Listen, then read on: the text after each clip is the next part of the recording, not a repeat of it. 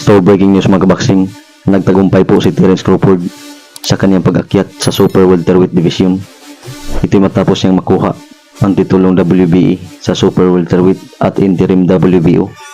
Ito'y matapos niyang talunin ang kampiyon na si Israel Madrimov via unanimous decision sa score na 116-112 at 115-113 twice.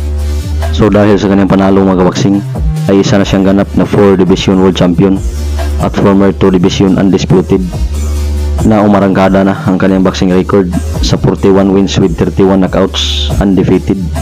Samantalang nalasap naman ni Madrimov ang kanyang kauna-unahang talo na may 10 wins with 7 KOs. Pero kahit pa man sa panalo ni Crawford mga kabaksing, ay maraming boxing fans ngayon ang nagdududa sa kanyang kakayahan kung matuloy ang kanilang mega fight ni Canelo Alvarez, dahil hindi man lang niya magawang mapabagsak ang hindi masyadong kilalang boksingero or kaunti pa lang ang laban. Matatandaan natin mga kabaksing na ito ang unang pag-akyat ni Crawford sa Super Welterweight Division o 154 pounds. Pero madami ang nakapansin na mukhang hindi nadala ni Crawford sa kanyang pag-akyat ng timbang ang kanyang bilis at lakas. Paano na lang siguro kung umakyat pa siya ng dalawang division o 168 pounds upang kalabanin si Canelo Alvarez.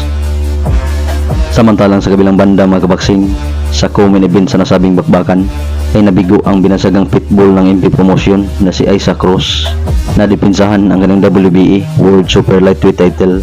Ito'y matapos siyang talunin ni Jose Valenzuela via split decision sa score na 116-112 twice pabor kay Valenzuela mga kabaksing, at ang isang hurado ay 115-113 pabor naman kay Pitbull.